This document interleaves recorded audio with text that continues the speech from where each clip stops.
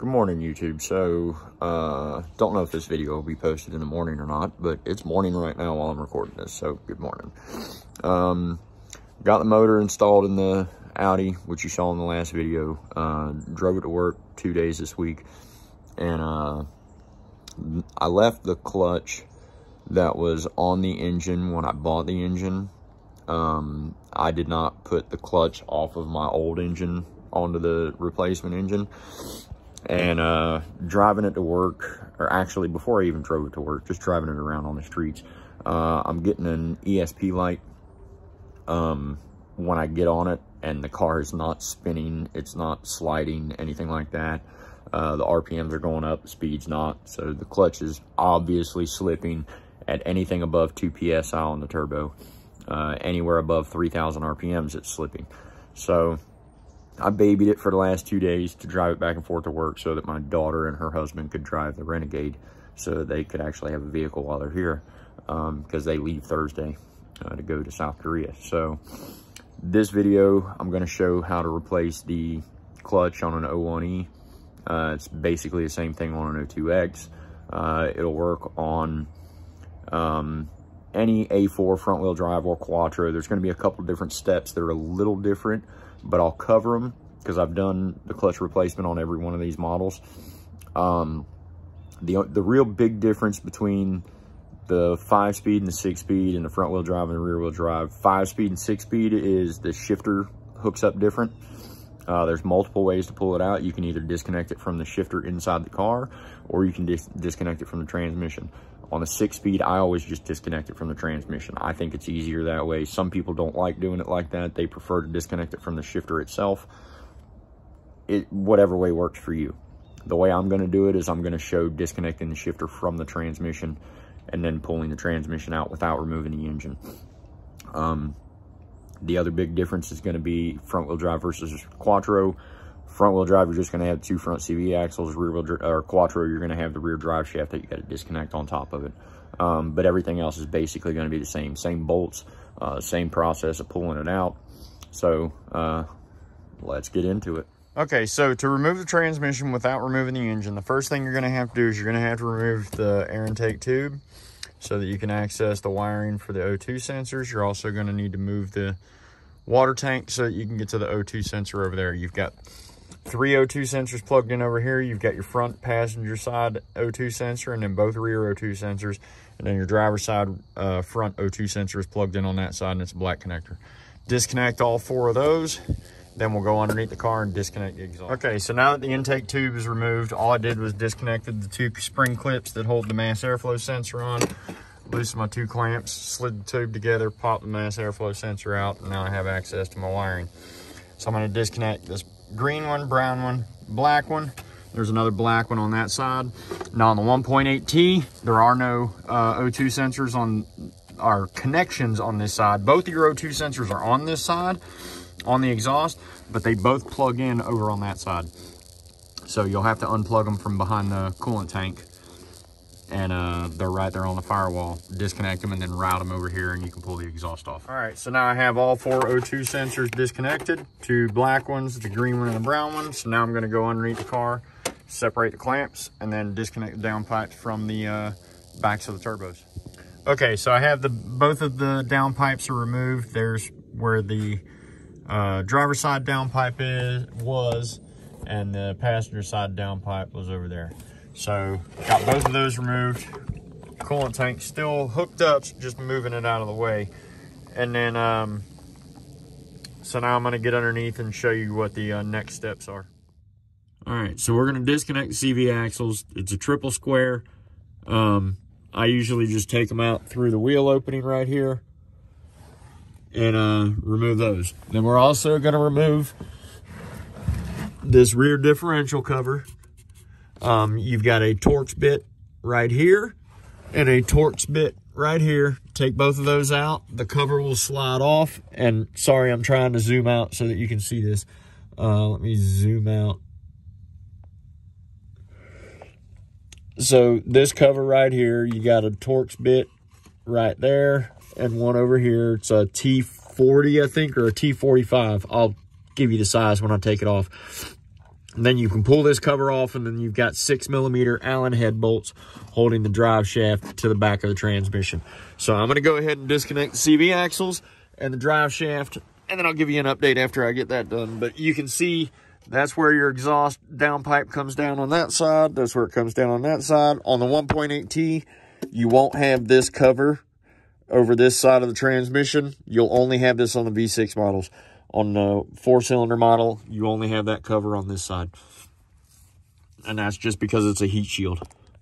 So, but anyway, I'm going to go ahead and get these CV axles and the drive shaft disconnected, and then I'll give you an update after I get that done. All right, so I got the CV axles disconnected. Now I'm going to disconnect the reverse light switch, which is right there. And then I'm going to disconnect this shifter stabilizer arm, which is right here. And then there's also, well, actually, this is the stabilizer arm for the actual shifter, for the shifter side to side. And then this is the actual stabilizer bar for the whole shifter unit itself. So this is an 8mm Allen wrench from the top. So you got to get an 8mm Allen wrench on top of it. This is a 13mm.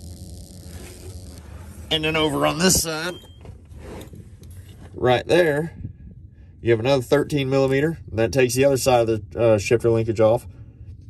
And then that bolt right there with the silver bracket underneath it, that's your clutch slave cylinder.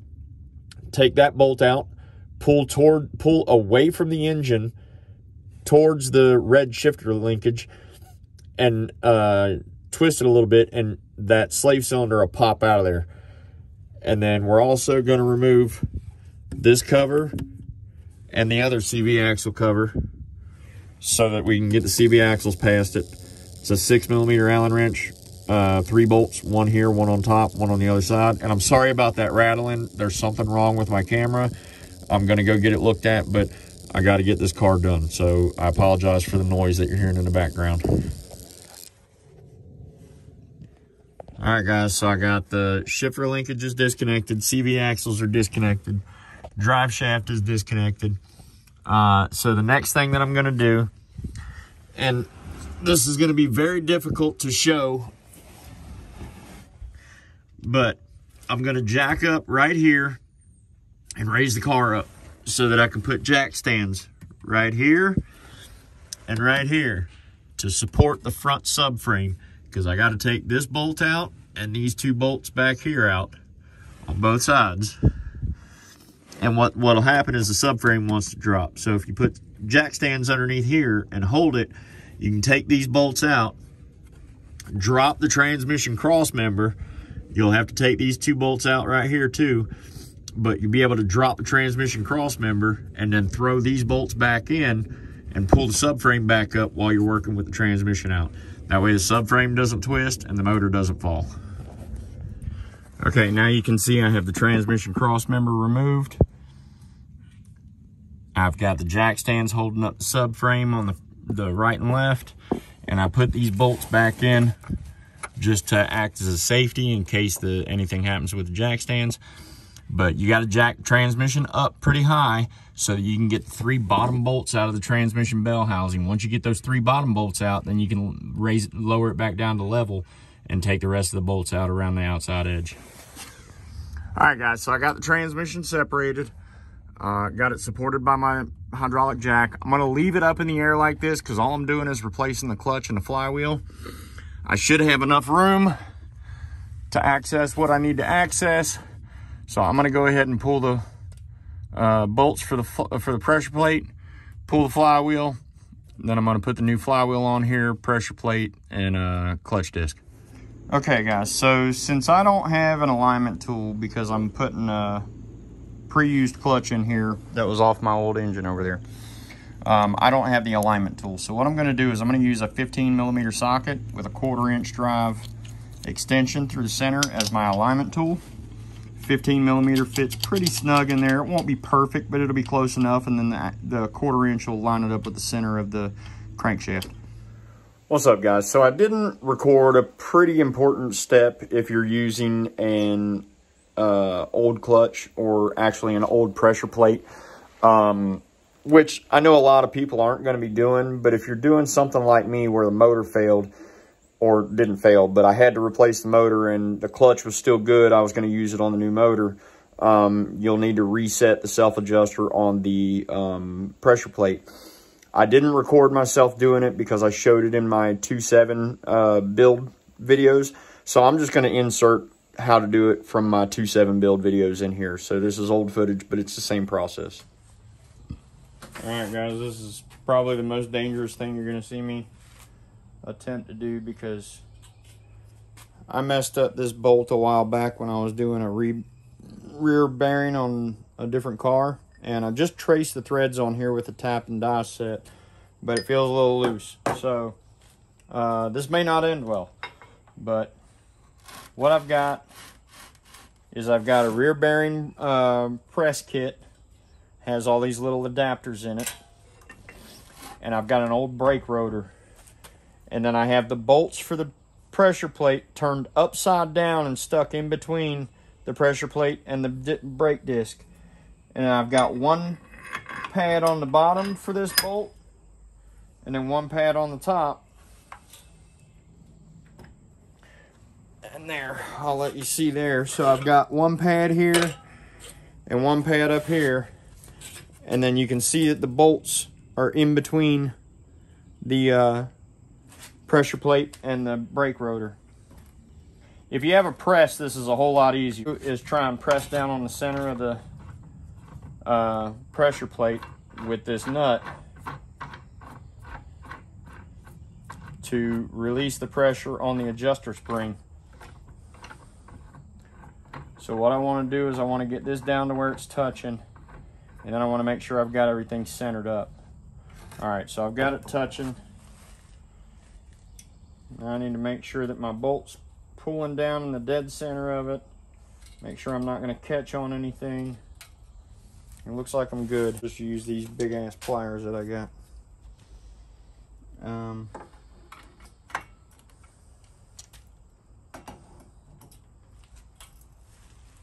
So then all I'm trying to do is just tighten it up and release the pressure on the clutch.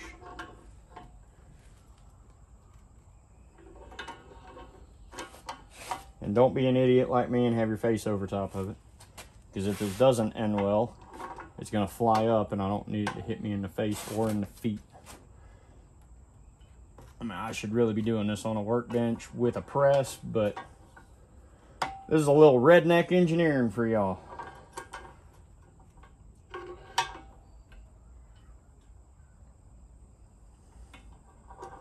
So while I'm waiting for my tenant to come up here and help me, what I'm doing is I'm compressing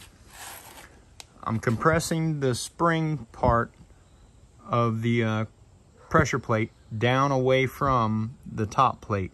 And what that does is that allows me to move this piece right here. So if you watch, you can see these tabs right here, that tab. And there's another tab over here. You can see that spring and that spring. As I move this, you'll notice that they collapse. And that's the self-adjusting part of the clutch. So what I'm trying to do is get this to spin around. And then what will happen is I'll release the pressure off of it while it's spun around. And that'll release the automatic tensioner on it. But I need someone else to hold it while I'm releasing pressure off of it. But that's all I'm doing is resetting the pressure plate. So that way you get a better understanding of what's actually happening here. All right, that's about as good as it's going to get. So if you can just hold this right here. And now I got to loosen that nut that your hand's on. But don't let that move, because that's the self-adjuster or the automatic adjuster for the clutch.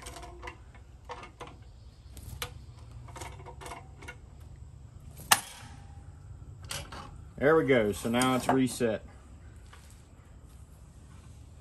Told you that nut would probably pop loose, and it did. But luckily I already had the clutch adjusted. So like I say, don't recommend doing that shit at home, but it worked for what I was trying to do. Now my clutch is reset.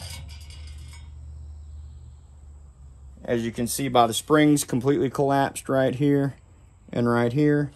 And that shows how I've got the nuts or the bolts upside down to support just this part of the plate versus letting this part touch. You don't want this part to touch anywhere that you're pressing against. That defeats the purpose. You'll be pressing like you're actually trying to press the clutch and it won't work. You won't be able to reset the self-adjuster. So,